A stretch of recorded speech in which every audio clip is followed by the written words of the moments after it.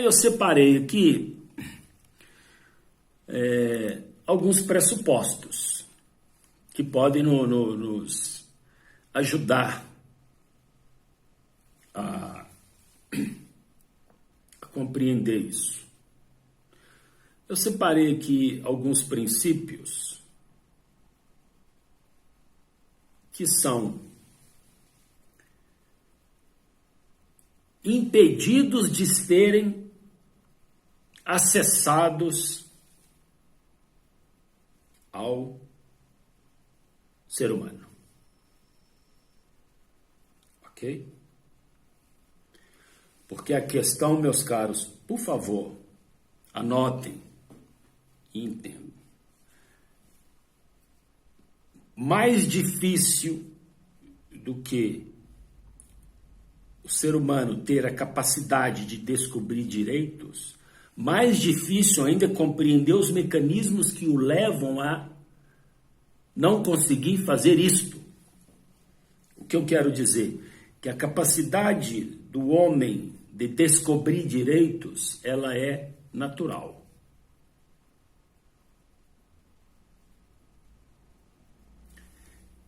Todavia, os mecanismos que o próprio ser humano impõe ao outro, as tais cavernas, é que fazem com que ele não descubra e não mantenha esses direitos. E, no entanto, a sombra esconde os mecanismos, não se estuda, não se comenta quais os mecanismos que existem capazes de impor ao ser humano a sua total inabilidade para descobrir e manter direitos. Primeiro mecanismo é achar que o direito está na lei. Isso aí já é metade do problema. Que já coloca o indivíduo na mão do amo da caverna principal, que é o Estado.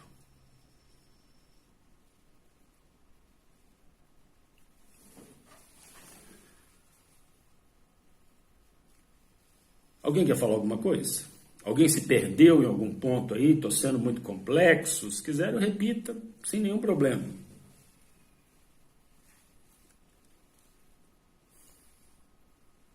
Ô, professor. Pois não? Eu vejo direito assim, sabe? Como se fosse uma coisa que estivesse bem longe da gente, assim, como se fossem as estrelas, né? Tipo assim, uma coisa bem longe, vamos colocar as estrelas, porque mais longe, né, a gente não alcança. Aí você vê aquele monte de direito muito bonito, né? Que é estrela muito bonita a gente vê, né? O céu estrelado é uma coisa mais linda, né, que tem. Então, assim, eu tô imaginando o direito assim, como se fosse um céu estrelado, a gente vê aquele monte de direito que a gente tem, mas a gente não alcança. Quando a gente vai, né, vai reivindicar algum direito, né? Você pode até procurar um profissional, às vezes, ele até fala assim para você, não, você tem todo o direito. Você pode reivindicar seus direitos que você tem. Aí quando você decide, né, reivindicar mesmo o direito, aí ele fala assim, não, boba, mas não vale a pena não, você vai gastar muito dinheiro, vai te dar muita dor de cabeça. Entendeu? Então assim, eu vejo o direito como as estrelas lá, que a gente não consegue alcançar. Poxa.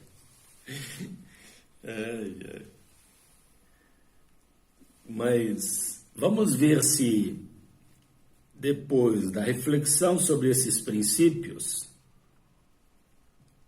se esse raciocínio procede.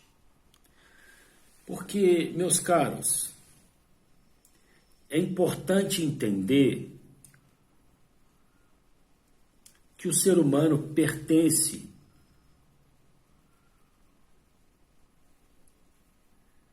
a uma ordem cósmica.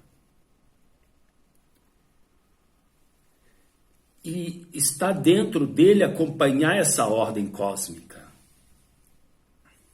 O problema não está no ser humano, na sua natureza, porque as estrelas estão dentro dele. Nós somos pó de estrela. A questão, meus caros, são os mecanismos. A questão são as sombras feitas por alguns em detrimento de outros. Essa é a questão. Então veja, eu separei aqui 7 princípios para provar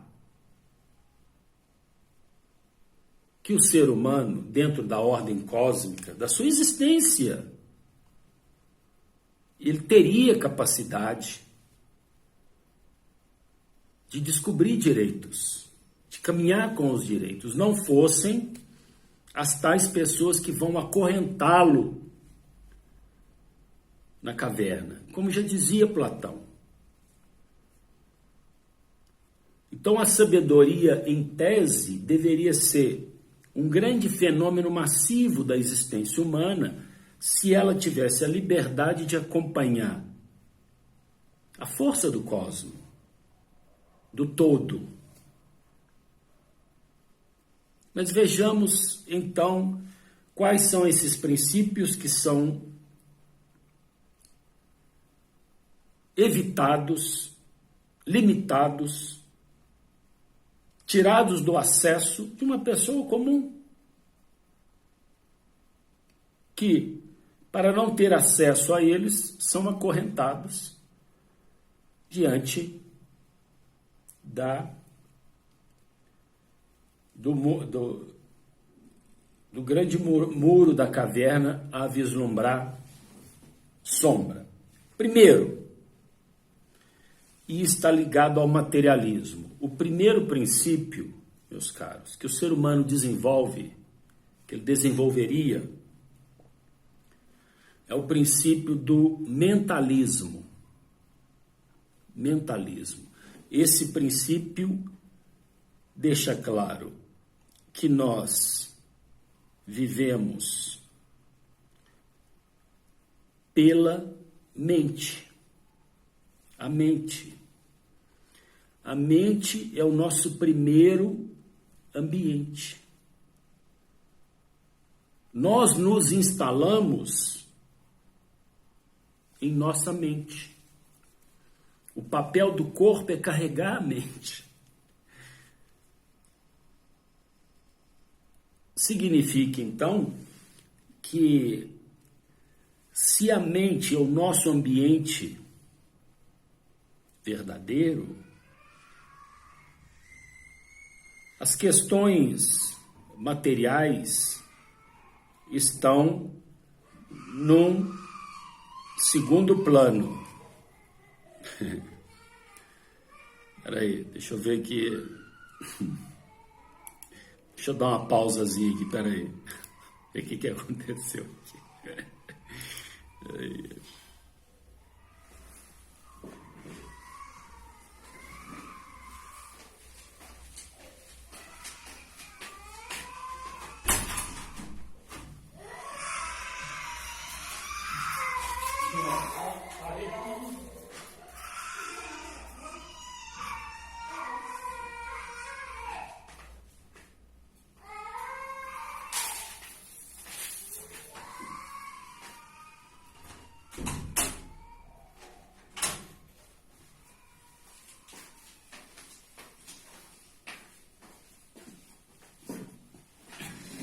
Ai, ai. Questões ao vivo tem dessas coisas.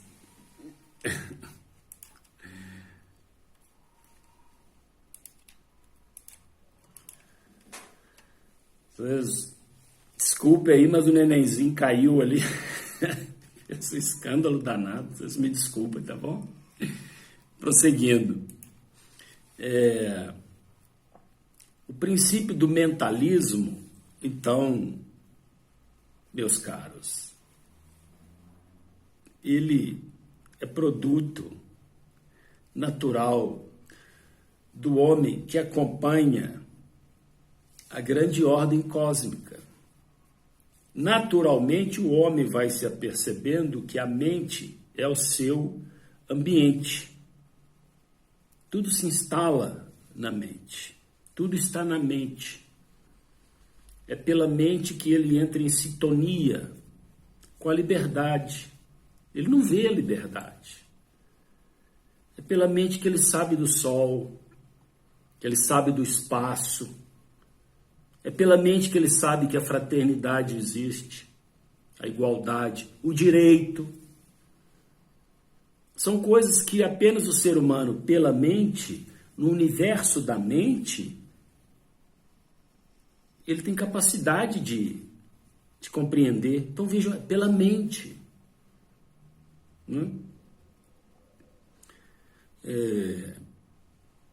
Kant nunca saiu da cidade natal dele, Königsberg. E, no entanto, ele, o idealismo alemão, transitam por todo o universo, por todas as esferas. Pela mente, você vai onde você quiser. Você nunca pisou na Lua, mas a mente sabe da Lua. Então a mente é a nossa residência. Então o princípio do mentalismo, a valorização desse ambiente mental, são um dos primeiros princípios, os quais são subtraídos do ser humano. Na medida em que ele é treinado lá na corrente para dar valor ao material. Então, primeiro princípio do mentalismo. Guardem, por favor. E é lá dentro do princípio do mentalismo que eu consigo compreender o direito. Fora da lei. Pois não, interrompi quem ia falar. Sou eu, Thalys. Pois não. Só para falar, esses princípios fazem parte das 7 leis herméticas, né, do emergência. Sim, que eu citei na aula passada. Pedi para vocês darem uma conferida, sim, que é egípcio. Exatamente, muito bem lembrado. O outro princípio dentro desta linha, e por isso que eu fui lá no Egito, certo? E por isso que eu falei que Platão, antes de escrever a República, viajou ao Egito. Então vejam que as coisas vão se alinhando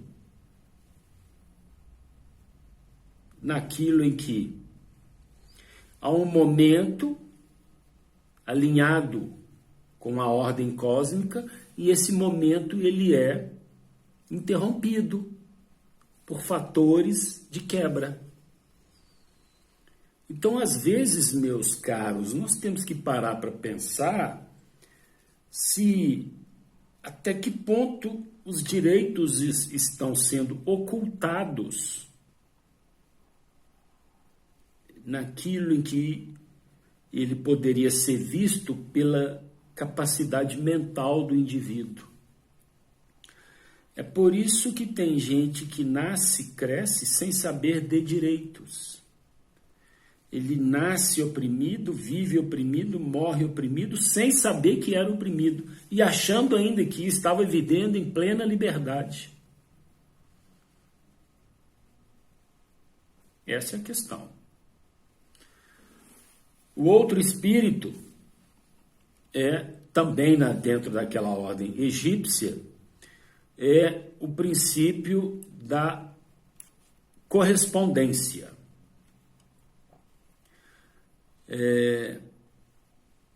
Há uma correspondência dentro da ordem cósmica. O que está lá no alto está aqui embaixo. A própria caverna, ela está do lado de fora ou do lado de dentro. Não fosse a pandemia, já estava planejado nós fazermos um evento, eu e o professor da engenharia chamado Amarante, que mexe com astrofísica. Então nós iríamos discutir dentro desse evento o plano cósmico com o plano terreno, fazendo ajustes. Mas, infelizmente, as coisas não correram como planejávamos. Mas o que eu quero dizer, meus caros, é que da mesma forma que lá no alto, por exemplo, os astros giram em torno de um centro, nós também giramos em torno de um centro. E ao mesmo tempo que giramos em torno de um centro, também somos o centro de muitas coisas. Ou seja, o macro e o micro estão dentro, estão alinhados pelo princípio da correspondência. Assim como eu vou indo em direção ao espaço, em rumo ao infinito, se eu for no micro, em direção ao micro, talvez eu encontre lá no micro o mesmo final de viagem que o macro, que pode ser o nada. Então há uma correspondência entre as coisas. E essa correspondência é facilitada pelo princípio anterior, que é o do mentalismo. Então, há uma correspondência, por exemplo, quando determinados países aplicam tática de guerra contra outros. Se a gente se alinha a esse país, ou ao jeito dele, eu vou copiá-lo aplicando táticas de guerra dentro de favela. O jeito que eu vou atuar no Iraque é, em última instância, o mesmo jeito que eu vou atuar na Rocinha, dentro da linha da correspondência. E da mesma forma em que nós acatamos uma ordem cósmica liberal, ela se estende, ela se projeta aqui embaixo. Então, vejam que a correspondência hoje é de rigor e violência. Daí, se a correspondência é de rigor e violência, eu acho normal esse rigor e violência que eu vejo em via pública, pela correspondência. Aí eu já começo a perceber muitas coisas. Não é? Outro princípio é o princípio da vibração. Pelo princípio da vibração, dentro desta ordem, meus caros, nós vamos entender que nada está parado. Nada, nada. Tenho certeza que vocês, agora, nesse exato momento, não são as mesmas pessoas que se sentaram aqui para assistir a aula algumas horas atrás. Que seja pela modificação das glândulas sudoríparas, que seja. Mas não são as mesmas pessoas, porque a mudança corporal ela é constante. Nada está parado. Tudo vibra. Tudo faz parte de uma vibração. E quando nós conseguimos acompanhar a vibração, o nosso espírito se sente acalentado. Platão dizia: ginástica para o corpo, música para o espírito. Até isso. Qual é a música que nós ouvimos? A música que nós ouvimos, ela propicia um mentalismo, uma correspondência, uma abertura, uma caminhada, ou a música que nós ouvimos também é aquela, é sombra. São as tais sombras pela música. Que tipo de música ouvia a juventude revolucionária na década de 60 do Brasil? E 70, 80, que tipo de música? E que tipo de música nós ouvimos hoje?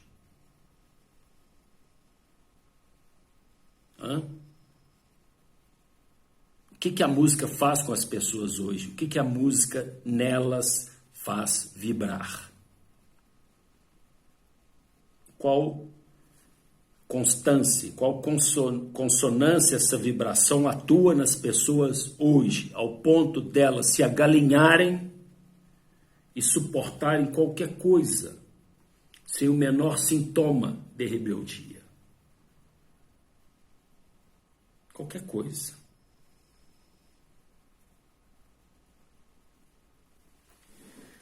Outro princípio que é tirado, é impedido, é dificultado para o ser humano dentro da sua existência natural é o princípio da polaridade ou do contraste. Ainda mais hoje. As pessoas não suportam a polaridade. As pessoas não suportam o contraste.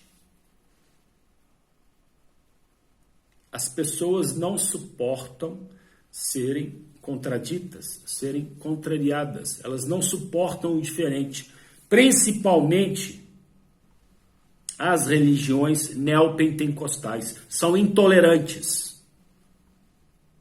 Elas não têm tolerância com os outros. E eu provo isso, se alguém se sentiu, ao ponto de se estabelecer um incentivo aos tais traficantes evangélicos.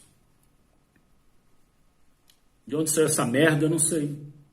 Mas traficante evangélico agindo no Rio de Janeiro em nome de Jesus, derrubando, quebrando templos e terreiros de candomblé. Com que legitimidade? É droga ungida ou coisa parecida? Tem. Então, o contraste, ele é necessário. Tudo. Uma cor termina quando começa a outra. É pelo contraste que nós despertamos a chamada consciência. Eu tenho consciência das coisas pelo contraste. Se eu não tenho a capacidade do contraste, a minha capacidade de consciência também desaparece. É o que acontece com os tais indivíduos lá